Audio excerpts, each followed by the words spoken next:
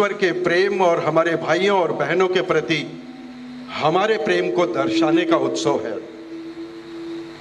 अप्रत्याशित और कठिन परिस्थितियों में भी दया और समाधान की विजय को दर्शाता है क्रिसमस। आइए देखते हैं क्रिसमस की सच्ची कहानी कि कैसे दुनिया में शांति के विस्तार के लिए भगवान हम में से एक बने। मरियम एक साधारण सी युवा लड़की थी जो जोसेफ की मंगेतर थी। एक दिन देवदूत गैब्रियल मरियम के सामने प्रकट हुआ। गैब्रियल ने मरियम से परमेश्वर के पुत्र को धारण करने की बात कही। मरियम इस बात से सहम गई क्योंकि अभी तक उसका जोसेफ से विवाह नहीं हुआ था। परंतु मरियम और जोसेफ ईश्वर के प्रति कृतज्ञ थे, इसलिए मरियम ने इस दुनिया में शांति लाने के लिए भगवान के बेटे की मां बनने को सहमत हो गई। उसने दूसरों की सेवा के लिए अपने जीवन का त्याग कर दिया। अपने दैनिक जीवन में कई बार हमें भी दूसरों की भलाई के लिए बलिदान देने के लिए कहा जाता है। हम कितनी बार हां कहते हैं? सीजर द्वारा घोषित जनगणना के लिए मरियम और जोसेफ को यरूशलेम की यात्रा करनी थी। यह एक सर्द रात थी और मरियम एक विनम्र गधे पर बैठी थी, जबकि जोसेफ अपनी थकी हुई पत्नी के आराम करने के लिए जगह खोजने की कोशिश। शुरुआती पीड़ा से गुजर रही महिला के प्रति करुणा महसूस करके एक मासूम ने उन्हें रहने के लिए जगह की पेशकश की, लेकिन चूंकि सभी कमरे भरे हुए थे, इसलिए उसने उनसे अस्तबल में रहने की पेशकश की। हालांकि सराय के मालिक के पास उन्हें देने के लिए बहुत कुछ नहीं था, लेकिन फिर भी वो जरूरतमंदों के प्रति सहानुभूति महसूस कर रहा था।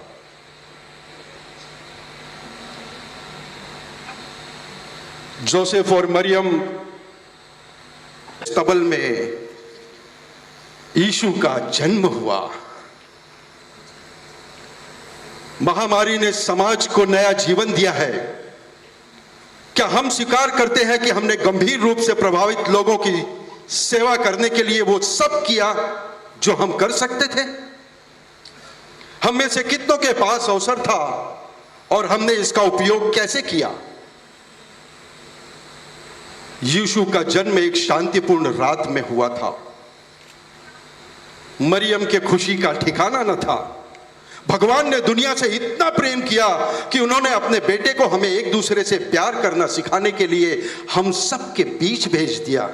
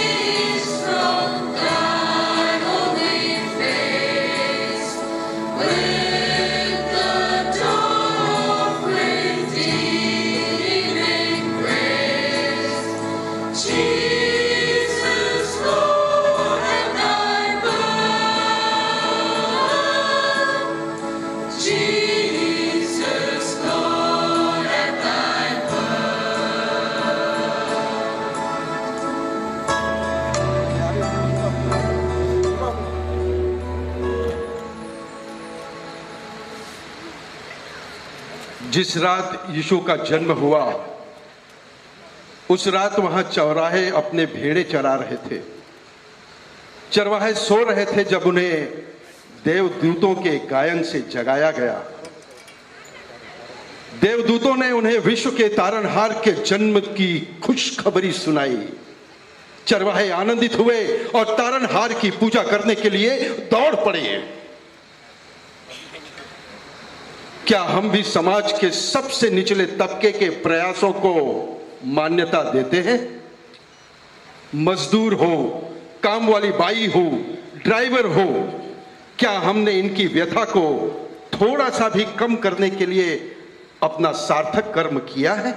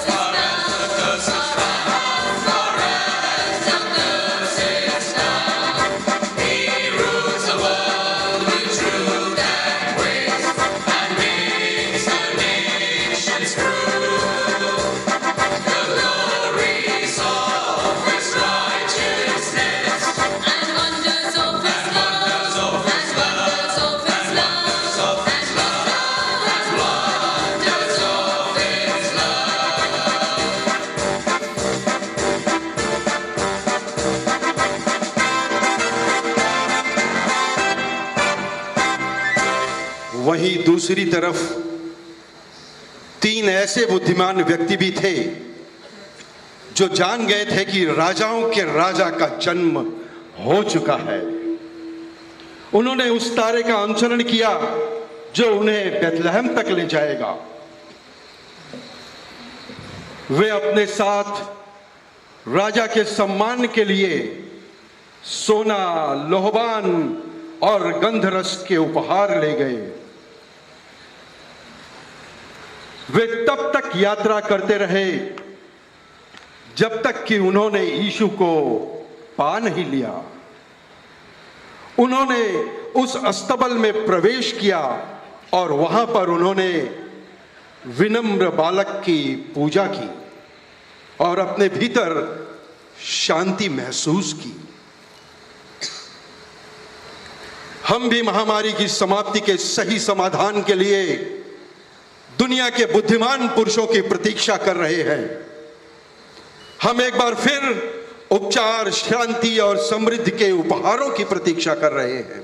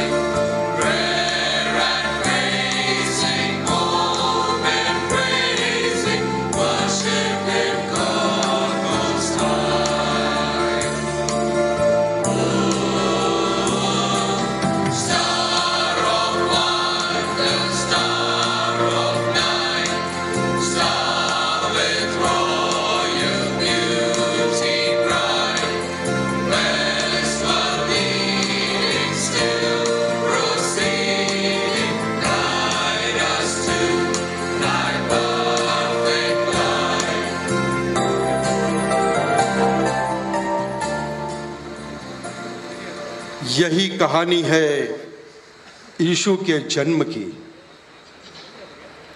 यीशु ने महलों और कोठियों को छोड़कर एक छोटे से स्तबल में जन्म लिया, क्योंकि वो दुनिया से प्रेम करते थे। यीशु चाहते थे कि सभी क्षेत्रों के लोग बहुत ही विनम्र वातावरण में एक साथ आएं और एक दूसरे से प्रेम करें। बीते वर्ष ने हमें दूसरों के लिए अपना प्यार दिखाने के कई मौके दिए। महामारी ने हमें सिखा दिया है कि दुख का और दुखी की सेवा का कोई धर्म नहीं होता। लायंस के रूप में हम धर्म और समुदाय के सभी मतभेदों को एक तरफ रखकर एक साथ आए हैं और इस खुशखबरी का जश्न मनाने आए हैं कि जिस तरह यीशु ने लोगों में एक आशा जगाई, उसी तरह हम लायंस भी दुनिया में आनंद और खुशहाली का संचार कर सकते हैं, बदलाव ला सकते हैं। हमारी ये एकता हमारी सेवा करने की इच्छा को दर्शाता है और बेटर टुगेदर के नारे को सार्थक बनाता है।